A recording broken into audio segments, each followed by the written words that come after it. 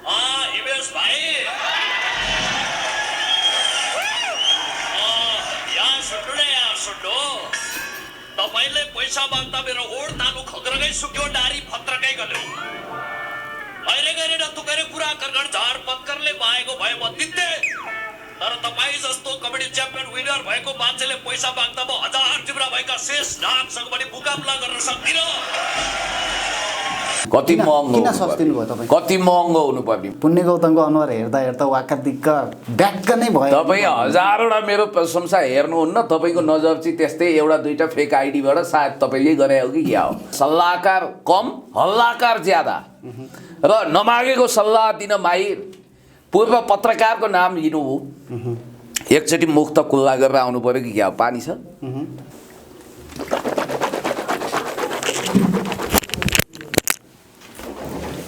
गएर आउनुहोस् ल। उता उता उता बाई उता उता ल मुख खुल्ला गरी पञ्चायतकालीन खुङ्खार नेता सूर्यबहादुर थापा उहाँसँग नाम मिल्दोजुल्दो भएका ती महानुभावले के बोल्नुहुन्छ भन्ने कुरोमा प्रधानमन्त्रीज्यूलाई समेत टाउको दुखाइ होला। अनि सल्लाहकार हो कि हल्लाकार नछुट्टिएको उहाँ महोदय अनुहार हेर्दा पनि त्यसै चुक घोप्टाएको जस्तो छ। अँध्यारो त्यसै अनुहार हेऱ्यो कि त्यो दिन नै बिग्रेला जस्तो हुन्छ उहाँको अनुहार हेरिसकेपछि।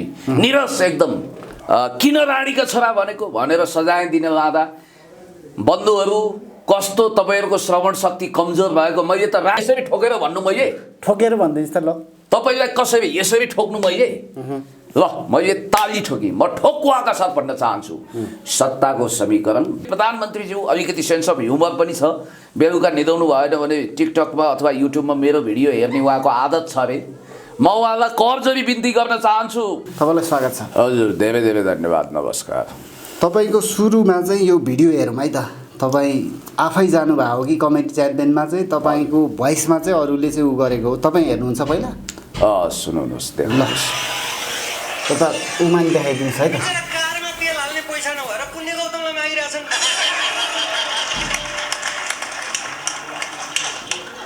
पुण्य गौतम के भन्छन्? हिमेश भाइ यहाँ सुन्नु तपाईँले पैसा माग्दा मेरो ओड तालु खग्रगै सुक्यो डारी फत्रकै गल्यो अहिले गरेर तुकेर कुरा करगण झार पत्करले पाएको भए म दिन्थे तर तपाईँ जस्तो कबड्डी च्याम्पियन विनर भएको मान्छेले पैसा माग्दा म हजार जिब्रा भएका शेष नागसँग पनि मुकाबला गर्न सक्दिनँ। त्यस कारणले तपाईँको खाना डाँडा र छाडाको निम्ति बल लड्न सक्दिनँ। अब हिमेश भन्छ के भन्छन् फेरि? खाना नन्ना र छाडाको निम्ति होइन बुढा।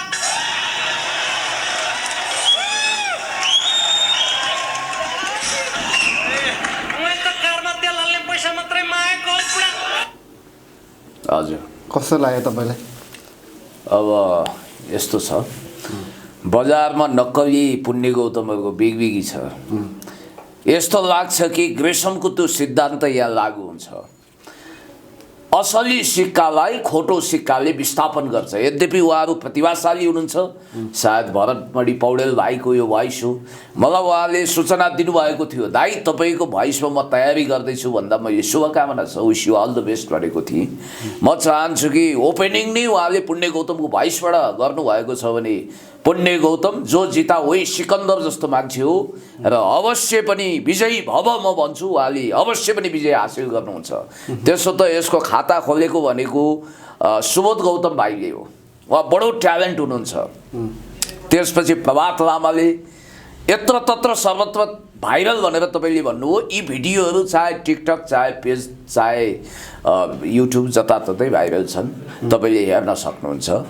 अर्को कुरा के छ भने वास्तवमा भन्ने हो भने अब असली पुण्य गौतमले झोली तुम्बा बोकेर डाँडा 4 डाँडा 9 डाँडा काटे भो, झोली तुम्बा बोकेर हिँडे भो। नक्कली पुण्य गौतमहरू यत्र तत्र सर्वत्र बिगबिगी भइसकेपछि यस्तो लाग्छ कहिलेकाहीँ कि म आफैले त बोलेको छैन जस्तो पनि लाग्छ। हुन त त्यहाँ नौडारी फत्रकै गलेछ, ओडतालु खङ्ग्रङै सुकेछ भन्न खोजेको। खङ्ग्रङै सुकेछ मात्रै भन्नु हो, त्यहाँ चाहिँ अलिकति त्यहाँ बुद्धि ज्यादा पुर्याउनु पर्थ्यो जस्तो लाग्छ। तैपनि भरतमणि भाइ फेरि मेरो परिचित भाइ हो, उहाँले टेलिभिजन युट्युब च्यानल चलाउनुहुन्थ्यो र अहिले पनि छ के अरे इसारा अनलाइन भन्ने उहाँको। र यो अञ्जली तामाङको हत्या हुँदाखेरि मैले बोलेको भिडियो त्यहाँ 1 मिलियनभन्दा बढी गएको थियो त्यतिखेर। यो कुरा पनि उहाँले सम्झिनुहुन्छ। खैर उहाँको प्रतिभाको म तारिफ गर्छु। फेरि अब हाम्रो हिमेश पन्तले त मेरो इन्टरभ्यू नै गर्नुभएको छ, हेर्नु भएको छ। अनि हिमेश पन्तजीले पनि यो भिडियो हाल्नु भएको रहेछ डाउनलोड गरेर। र यो चारैतिर अहिले टिकटक युट्युब जताततै भाइरल भएको छ। यो देशमा मन्त्री प्रधानमन्त्रीहरूको पूर्व प्रधानमन्त्रीहरूको भन्दा ज्यादा ट्रोलहरू बन्नु अथवा टिकटक बन्नु अथवा युट्युबमा भिडियो आउनु मलाई बडो अनौठो लाग्छ। तपाईँलाई मैले अघि पनि देखाएँ, ह्यासट्यागमा हेर्नु हो भने अहिले 100 मिलियन यानि कि 10 करोडभन्दा बढी भ्युज पुण्य गौतमको थरी थरीको ह्यासट्याग। एउटै पुण्य गौतममा 50 मिलियन, किनभने तथ्य र तथ्याङ्क अझ तपाईँले हेर्ने बेलामा त 51 मिलियन हुनु पनि सक्छ। त्यहाँ तथ्य तथ्याङ्क काहीँ लोक्दैन, यसरी चारैतिर आइरहेको छ। र यो तपाईँहरूकैलाई नै यसको श्रेय जान्छ, तपाईँहरूले गर्नुभएको हो। यो पुण्य गौतम लोकप्रियतासँगै सस्तो लोकप्रियतातिर पनि लागे भनिरहेका छन्। हजुर, तपाईँ लोकप्रिय हुनुभयो तर तपाईँ धेरै सस्तिनु भयो भन्ने चाहिँ कुराहरू बाहिर आइरहेका छन्। कति महँगो, किन सस्तिनु भयो तपाईँ? कति महँगो हुनुपर्ने? म धन्दा सेठ गल्लावालहरू जस्तो जताततै महँगी चरम महँगीमा आफूलाई राख्न चाहन्न।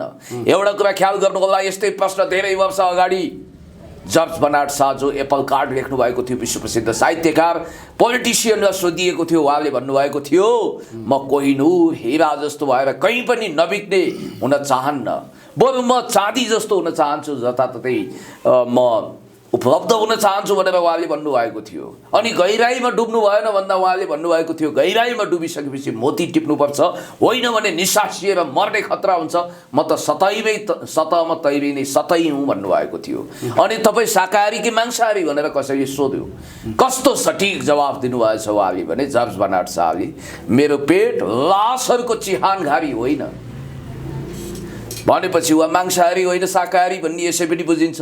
अनि एकचोटि अमेरिका जाँदा पत्रकारहरूले सोध्नु भएछ उहाँलाई, सांसद त हुनुभयो, पार्लियामेन्टेरियन मन्त्री कहिले हुनुहुन्छ भन्दा उहाँले भन्नुभएछ, अब उहाँ अलिकति स्पिरिचुअल मान्छे पनि हुनुहुँदो रहेछ, 1 जुनी वा 2 जुनीको पापको कारण सांसद भएँ, सायद मैले जुनी पाप नगरेको हुनाले धन्न म मन्त्री भइनँ भन्नुभएछ। त्यस्तो सेन्स अफ ह्युमर भएको जर्ज बर्नार्ड शाह आज बाँचेको भए टिकटकमा अरूले छ्याउनै पर्दैन थियो होला। पुण्य गौतमले पनि सक्दैन त्यसो भए। म त मामुली मान्छे, साधारण मान्छे। उहाँले त मलाई अहिले गएर नतुकैरे कुरा कर्कट झाप पत्कर भनेर यहाँको लागि पेल्नु पनि सक्नुहुन्थ्यो नि। उहाँ त विश्व प्रसिद्ध साहित्यकार। अब उहाँ कस्तोसम्म मान्छे रे भने अलिकति अब यो एक्स्ट्रा भिडियो पनि हामीले गर्नुपर्छ। सुरुमा चिनिनु पर्यो जर्ज बर्नार्ड शाह। अनि त्यसपछि उहाँले के गर्नु हुँदो रहेछ भने, जस्तो केही पुस्तक पसलहरूमा आफैले पुस्तक लगिदिने, अनि आफ्ना मान्छेहरू पठाउने, कहीँ त आफै पनि जाने। अडियो भिजुअलमा नआएपछि राजा महाराजालाई त चिन्दैन थियो त्यो जमानामा, होइन? अनि आफैले आफ्ना किताबहरू सबै पसलबाट आफ्ना मान्छेलाई आफूले खरिद गरिसक्ने। अनि एक कपी 2 कपी नै हुन्छ स्टेसनरीमा, पुस्तक पसलमा। अनि उहाँका एजेन्टहरू, उहाँका मान्छे गएर, होइन त्यो जर्ज बर्नार्ड शाहको किताब छैन, मलाई दिइहाल्नु, बरु म बढी मूल्य तिर्न तयार छु भनेर चारैतिर आवश्यकताको सिद्धान्त अनुसार डिमान्ड क्रिएट गरेर रातारात उहाँ चाहिँ स्टार हुनुभएको थियो अरे, सेलिब्रिटी लेखक हुनुभएको थियो अरे, डिमान्ड बढाएर। अनि त्यति मात्रै होइन, उहाँको बडो तगडा चिजहरू, धेरै चिजहरू तगडा छ। जस्तो एकचोटि उहाँलाई सोधियो अरे, विन्स्टन चर्चिल यदि पानीमा डुबे भने बेलायतको प्रधानमन्त्री, तपाईँ बचाउन जानुहुन्छ कि हुन्न भन्दा उहाँले भन्नुभएछ, एउटा शर्तमा जान्छु, त्यो भनेको के भने विन्स्टन चर्चिललाई बचाउन जाँदाखेरि चर्चिलले मलाई पानीमा न्याकेर नगाडुन् भनेछन्। बुझ्नेलाई इसारा काफी। भनेपछि त्यस्तो सेन्स अफ ह्युमर भएको, उच्च स्तरीय हास्य रस भएका, व्यङ्ग्य रस भएका व्यक्तित्वहरू पनि इतिहासमा हुनुहुन्थ्यो। नेपालमै भैरव बरियालदेखि धेरै त्यस्ता महानुभावहरू हुनुहुन्छ। अब अहिले त मुख भङ्ग्याएको छ, के गरेको छ, हाउभाउ कटाक्षद्वारा हँसाउने आदि इत्यादि हुन्छ। तर पुण्य गौतम कमेडी आदि इत्यादि कमेडियनलाई म सम्मान गर्छु, तर मैले कहिले पनि त्यो सेन्स राखिनँ। मेरो त्यो नजानी गाउँको बाटो हो र म कहिले पनि कमेडियन हुने ध्येयका साथ मुन्द्रेको कमेडी क्लब धाएको छैन, धाउँदिनँ। चर्चा हुन त तपाईँले पनि धेरै चाहिँ इन्टरभ्यूहरू दिनुभयो नि हिजो। ए बाबा, म तपाईँलाई भन्छु, जस्तो मान्छेहरू धेरै हाँसे अथवा लकडाउनको बेलामा सुखद आश्चर्यको पत्ता लिए। मैले भनेको थिएँ एमसिसी मिलेनियम च्यालेन्ज कर्पोरेसन भनेको मुन्द्रेको कमेडी क्लब होइन, एमसिसी भनेको भन्दा कोही हाँस्छ भने त्यसमा मेरो दोष हो र। यदि तपाईँको भोइसले नै यदि कमेडी च्याम्पियनमा हजुर उहाँ सरले चाहिँ यदि कमेडी च्याम्पियन जित्नु भयो भने तपाईँ पुग्नुहुन्छ कमेडी च्याम्पियन पुग्नुहुन्छ कि तपाईँ त्यहाँबाट बोलाइएको खण्डमा जानुहुन्छ कि नबोलाए पनि जानुहुन्छ तपाईँ? नबोलाए त पुण्य गौतम जाँदै जाँदैन, त्यो कपिल ब्राह्मण होइन। अब ढाँटको निम्तो खाइ पत्याउनु भन्छन्। म त्यो श्री स्वस्थानी व्रत कथाको कपिल ब्राह्मण होइन जो नबोलाएको गोमा ब्राह्मणीको भोजमा गएर पटपटी घुम्छ। मेरो त्यस्तो चलन पनि छैन। अब बोलाइहाल्नु भयो भने यसो हेर्नसम्म गइदिउँला, थप्पडीसम्म मारौँला, त्यति चाहिँ गर्नुहुन्छ?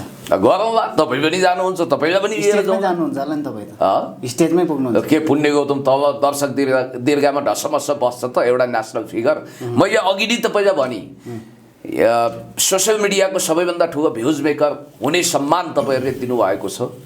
अनि त्यसपछि मानिसहरूको दाबी छ, Guinness book of the world रेकर्डमा काम गर्ने मान्छेले पनि मलाई भनिरहनु भएको छ पृथ्वीमा सबैभन्दा बढी भिडियो सायद टिकटक, फेसबुक र युट्युबमा तपाईँकै आएको छ, क्लेम गर्नुहोस् भनेर पनि भन्नुभएको छ। यद्यपि त्यो विषयमा मैले अहिले सोचिभ्याएको छैन। तपाईँ त अमेरिका पनि जान्छु भन्दै हुनुहुन्थ्यो। जान्छु। अमेरिका भने के मंगल ग्रह हो र?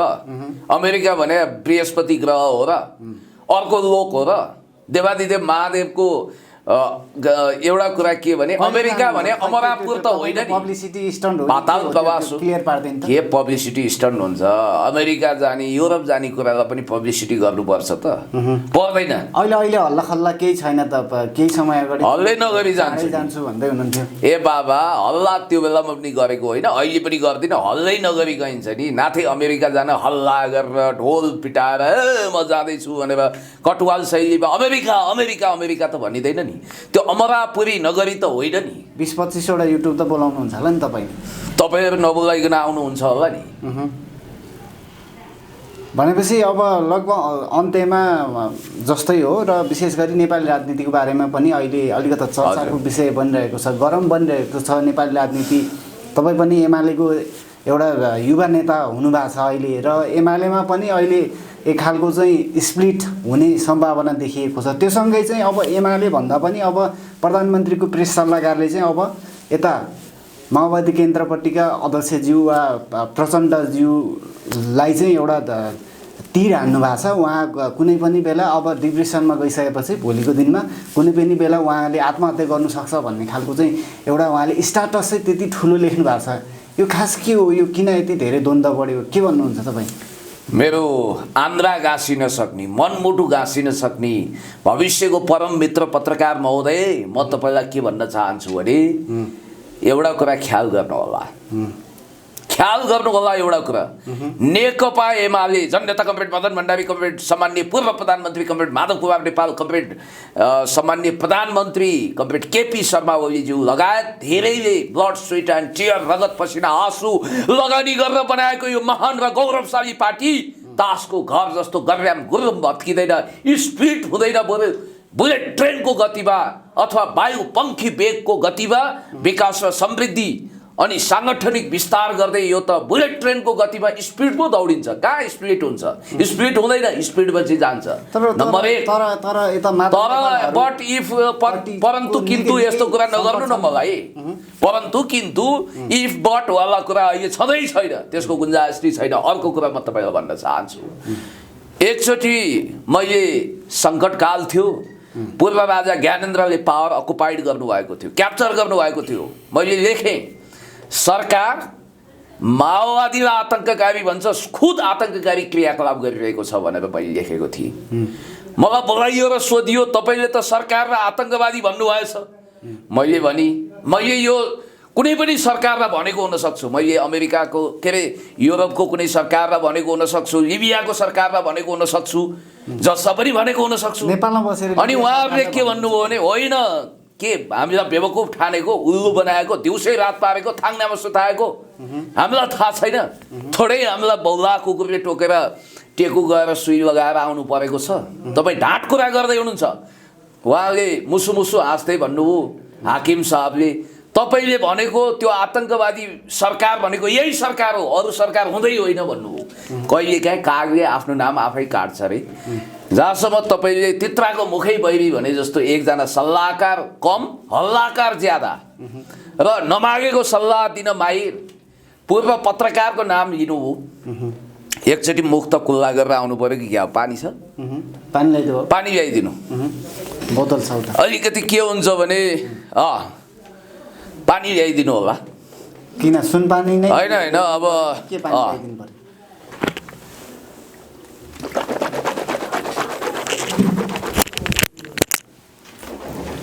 गएर आउनुहोस् ल। उता उता उता भाइ, उता उता ल। मुख कुल्ला गरी पञ्चायतकालीन खुङ्खार नेता सूर्यबहादुर थापा, उहाँसँग नाम मिल्दोजुल्दो भएका ती महानुभावले के बोल्नुहुन्छ भन्ने कुरोमा प्रधानमन्त्रीज्यूलाई समेत टाउको दुखाइ होला।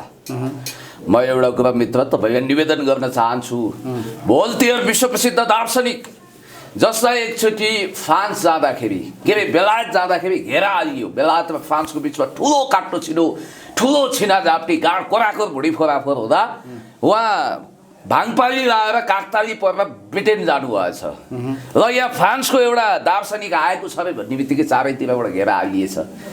उहाँ त अब शब्दको जादुगर, वाक चातुर्यता विलक्षण।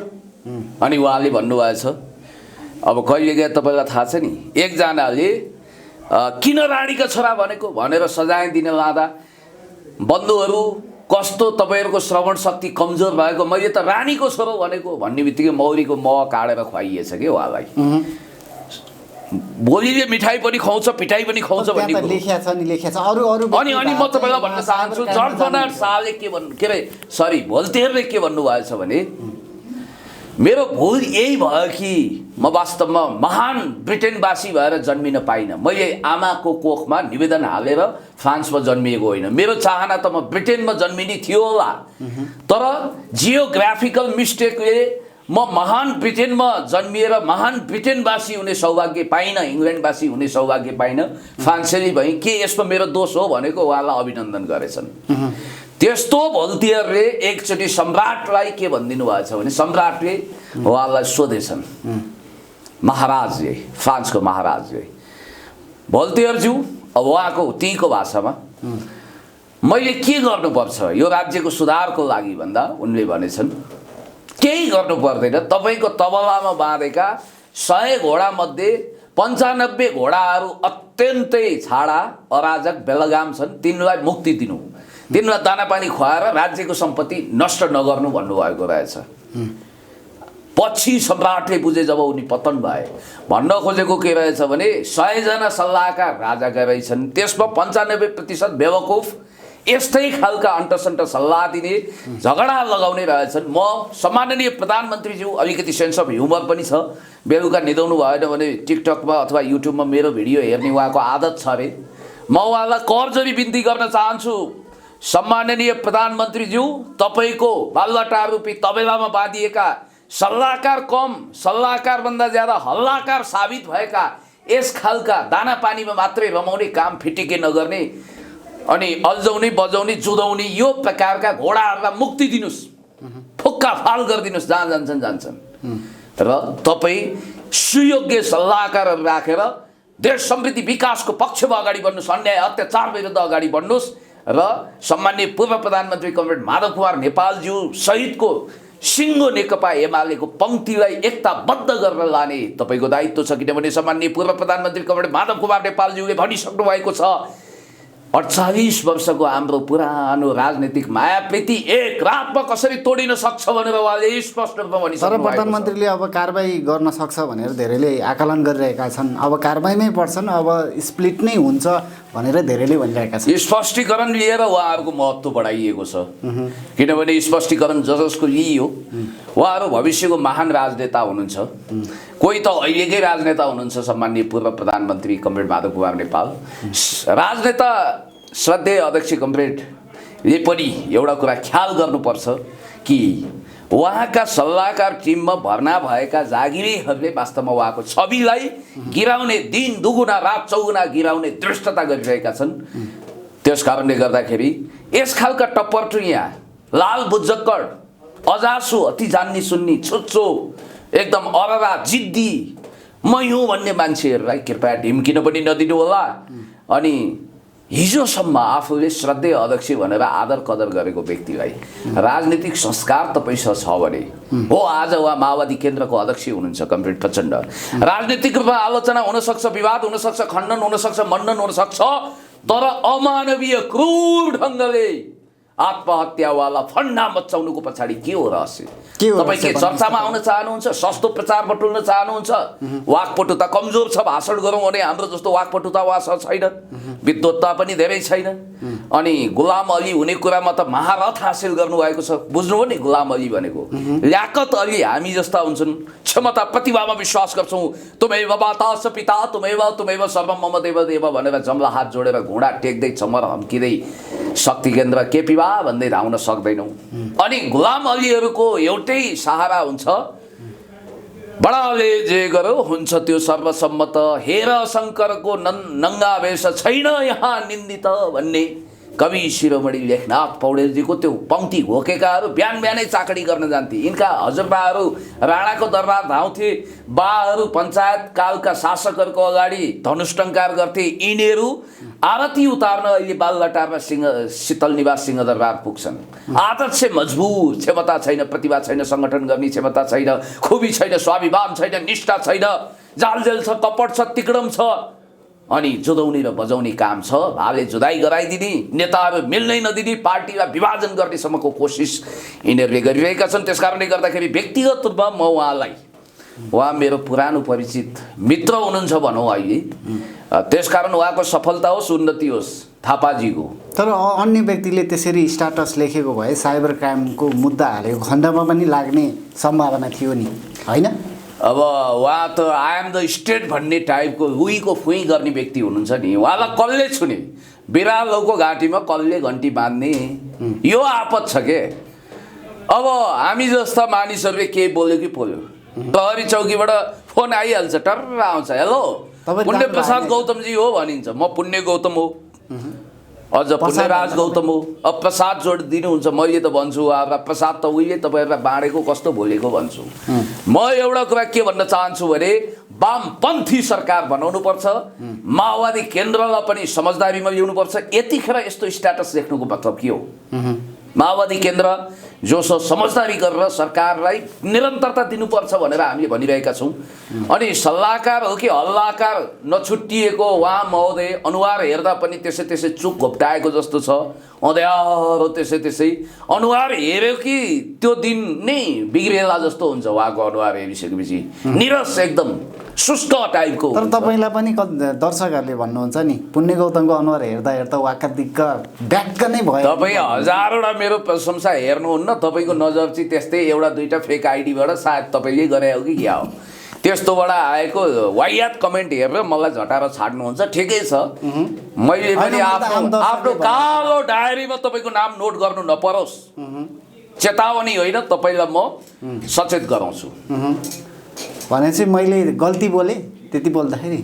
के बोल्नु भयो आफै महसुस गर्नुहोस्, म भन्नुहोस्। र त्यस कारणले गर्दाखेरि म भन्न चाहन्छु माओवादी केन्द्रलाई समेत समर्थनमा लिएर उनीहरूलाई समेत सरकारमा राखेर सके पार्टी एकता गर्ने, होइन भने पनि सहकार्य गर्दै अगाडि बढ्ने, मोर्चाबन्दी गरेर चुनावमा जाने, फेरि पनि वामपन्थीहरूको सरकार बनाउने हाम्रो जो प्रयत्न छ।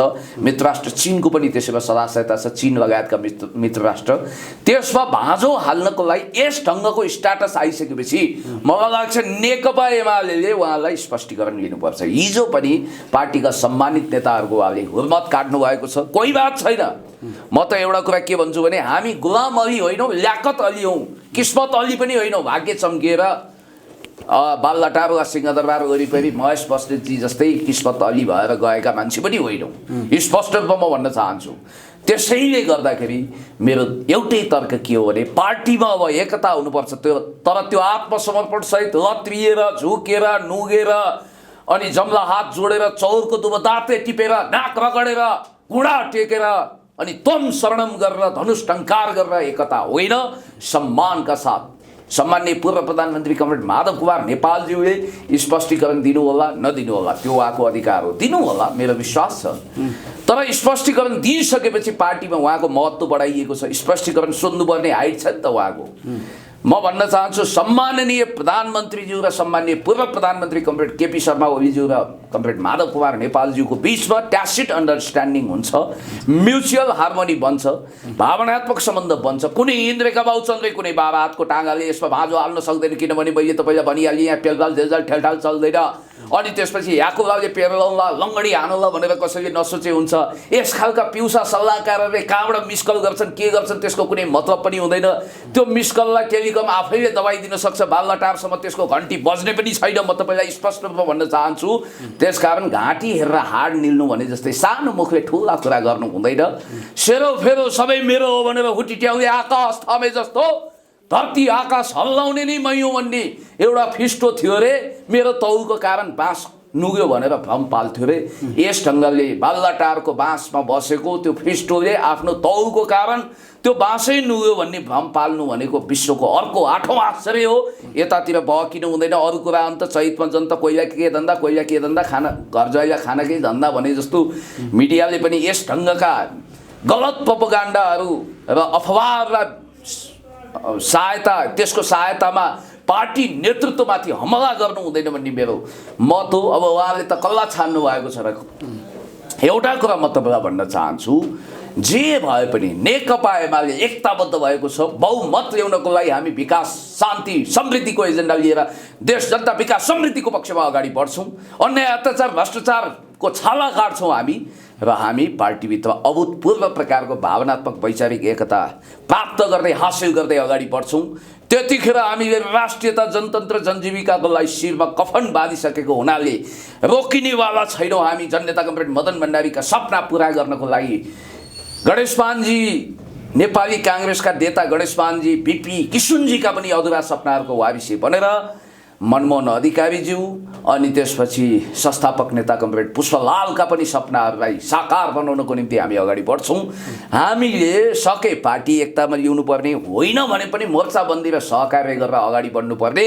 माओवादी केन्द्रलाई दरकिनार गरेर त्यसको अध्यक्षज्यूलाई अपमानित गरेर सरकारलाई ढाल्न कतै त्यही महानुभावहरूले महुवा राम बगली छोरा भने जस्तो चाकडीबाजहरूले कतै उहाँलाई खाल्डामा जाक्ने त होइनन्। प्रधानमन्त्रीज्यूलाई सुलीमा जाक्नको निम्ति यो खालको षड्यन्त्र त भएको छैन। भित्रैबाट मुखमा राम बगलीमा छोरा बोक्नेहरूसँग सावधान हुनुहोस्। यहाँ त प्रधानमन्त्रीज्यू सम्माननीय प्रधानमन्त्रीज्यू वनसाङ्लाको चिन्ता नगर्नुहोस्। तपाईँको घरमा बाल्लाटारमा छिरेको घर साङ्लो झन् खतरनाक देखियो, जसको कारण माओवादी केन्द्रले समर्थन नगर्ने स्थिति आयो र सरकार ढल्यो भने त्यसको जिम्मेवार को हुने? खबरदार, यस ढङ्गको दुष्प्रचार गर्न पाइँदैन। पुण्य सर, अब तपाईँ चाहिँ माधव नेपाल पक्षको चाहिँ समूहपट्टिको म एमाले भन्नुहुन्छ। मैले कुनै समूहको भनेको छैन। पार्टीमा सम्माननीय प्रधानमन्त्री केपी शर्मा ओलीज्यू, सम्माननीय पूर्व प्रधानमन्त्री कमरेड माधव कुमार नेपालज्यू, झलनाथ खनालज्यू लगायतका सबै नेता कार्यकर्ताहरू एक ढिक्का भएर हातमा हात काँधमा काँध मिलाएर नेपालको आर्थिक राजनीतिक सामाजिक रूपान्तरणको निम्ति अगाडि बढ्नुपर्छ भन्ने मान्यता पुण्य गौतमले राख्यो। जरुर हिजो असंवैधानिक ढङ्गले संसद विघटन गर्दा त्यतिखेर दोहोरो खरो 37 साल जस्तो भएर शिरमा कफन बाँधेर सडकमा उत्रिएको हो। म माग्ने ढुङ्ग्रो लुकाउने काम गर्दिनँ। आज पनि कमरेड केपी ओलीज्यूको म त भविष्यको म केपी ओली नै हुँ भन्ने युवा नेतासँग भेट भएको थियो मेरो। मैले प्रष्टै भने पुण्य गौतमले लाई पाते बेसारे रकमे वायात कुरा गर्न जान्दैन, दुई जिब्रे छैन, दुईटा कुरा गर्दैन, पाल्सी कुरा गर्दैन। म जे हो त्यही कुरा गर्छु। तित्राको मुखै बैरी भन्नुहोस् अथवा रोटी चिलो चिलो मिठो अनि त्यसपछि के कुरा खस्रो खस्रो मिठो हुन्छ भन्छन् नि बुढापाकाहरूले। माधव नेपालसँग कतिचोटि भेट्नुभयो अहिले पछिल्लो अवस्थामा चाहिँ? कहाँ गनेर बस्छु, सयौँचोटि पुग्न लागि। माधव नेपालले नै तपाईँलाई चाहिँ राम्रोसँग चाहिँ रेस्पोन्स गर्दैन भन्ने बाहिर चाहिँ हल्ला आइरहेको छ। तपाईँ जहिले पनि जे नेगेटिभ हो त्यही ल्याउनुहुन्छ। तपाईँले भिडियोमा देख्नु भएको छ, सबैतिर देख्नु भएको छ, मलाई सबैले रेस्पोन्स गर्नुहुन्छ। जब म कुनै मन्त्रालयमा गएँ भने हत्तपत्त जाने बित्तिकै मलाई चिन्नुहुन्छ। ठिक छ, सबैजना रेड कार्पेट ओछ्याउनुहुन्छ, फुलमाला गर्नुहुन्छ, लाभा लस्कर लगाउनुहुन्छ, अबिर जात्रा गर्नुहुन्छ, ऐरावत हात्तीमा चढाएर मलाई उता मन्त्रालयतिर विराजमान गराउनुहुन्छ, रिसल्लामा चढाउनुहुन्छ, दोसल्ला लगाउनुहुन्छ भनेको छैन। र म कुनै सिमे भूमे काँचो वायु प्रेत मसान 64 योगिनी भूत प्रेत पिशाचको अर्को रूप पनि होइन। म जब जान्छु सम्मानका साथ मिठो इन्स्ट्यान्ट कफी पिलाइन्छ र मलाई वेटिङ रुममा धेरै नराखिकन चाहे मन्त्री होस् प्रधानमन्त्री होस् जोसँग पनि भेट्न सहज छ, किनभने उहाँहरूलाई थाहा छ पुण्य गौतम पब्लिकमा छ, उसको भोइस पब्लिकले सुन्छ। एउटा प्रोग्राम चल्दै थियो, ठुलै सेलिब्रेटी गीत गाउँदै हुनुहुन्थ्यो, म त्यहाँ गएँ, सेलिब्रेटीको प्रोग्रामै सुक्ने खतरा हो, म लुत्त हिँड्ने त्यहाँबाट। स्टेजमा बोलाउँदै हुनुहुन्थ्यो, कपिल ब्राह्मण त होइन म, नबोलाएको भोजमा निम्ता खान म जान्न, त्यसकारण त्यो प्रोग्रामै भाँडिने बिथोलिने खतरा हो। त्यसैले भन्छु पुण्य गौतम जहाँबाट लाइन उभिन्छ, पुण्य गौतम जहाँ उभिन्छ सोसियल मिडियाको लाइन पनि त्यहीँबाट सुरु हुन्छ।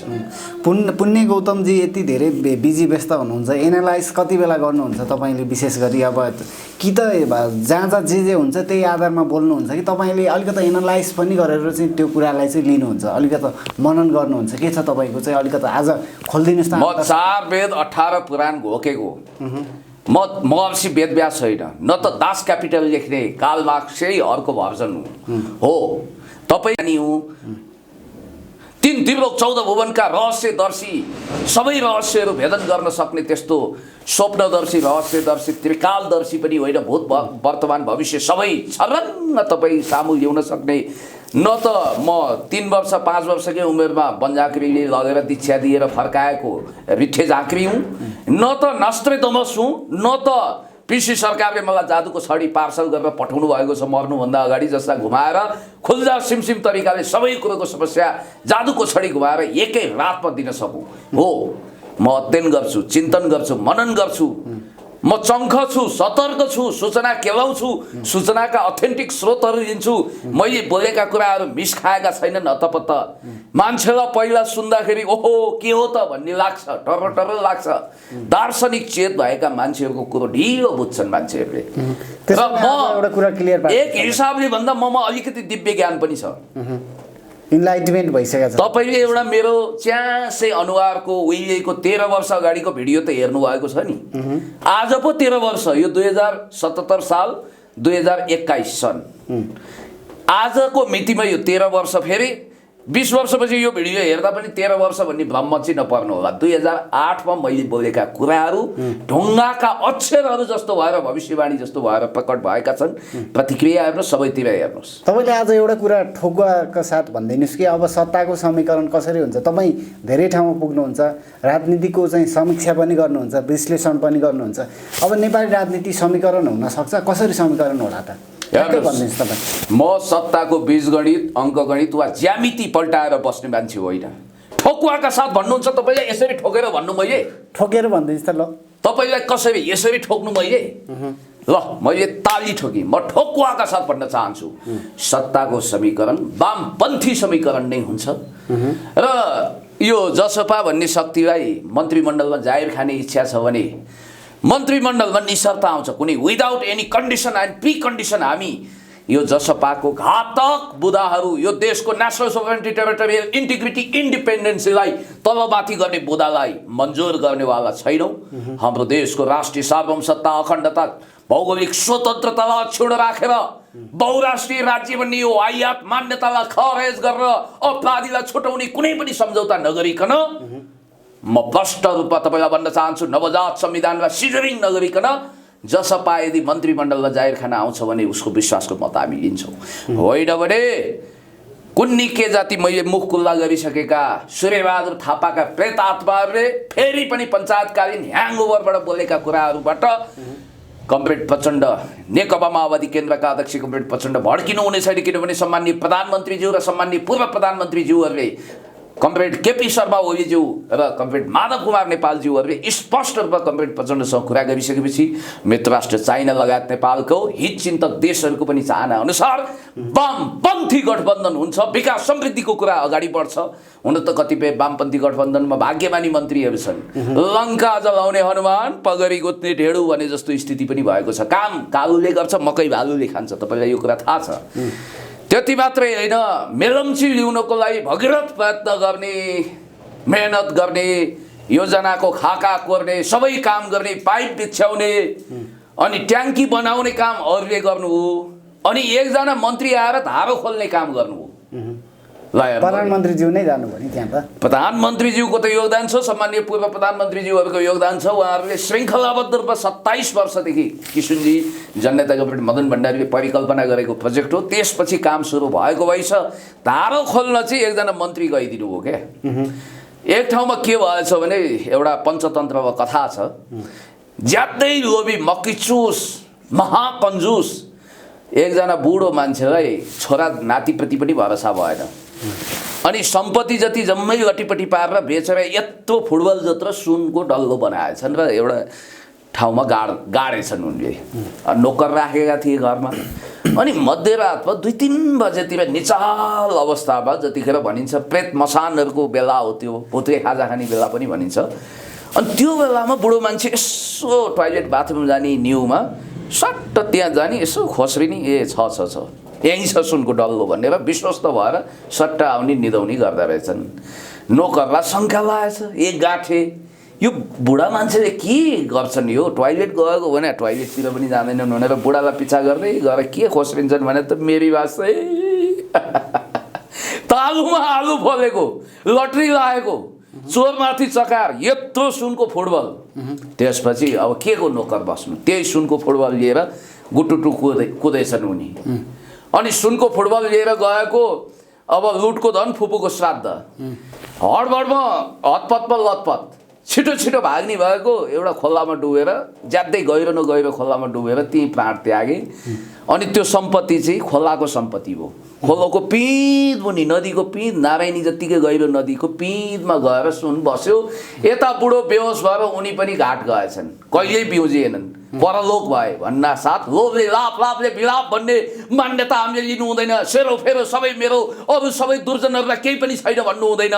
सम्पूर्ण चिज मेरै मुठीमा हुन्छ भन्ने अलेक्जेन्डर द ग्रेट 35 वर्षमा रित्तो हात लिएर पृथ्वीबाट बिदा भएका थिए। पृथ्वीमा निश्चित भिसा पासपोर्ट सहित आएको मानिस चाहिँ हामीले यो लोकलाई सदाको निम्ति अलविदा गरेर टाटा बाई बाई गरेर जानुपर्छ। त्यसकारणले गर्दाखेरि बाँच्नु राम्रो गर, पुण्य काम गर। मैले मेरो विज्ञापन गरेको होइन, दीपक जलाउँ तपाईँको पनि विज्ञापन गरेको होइन।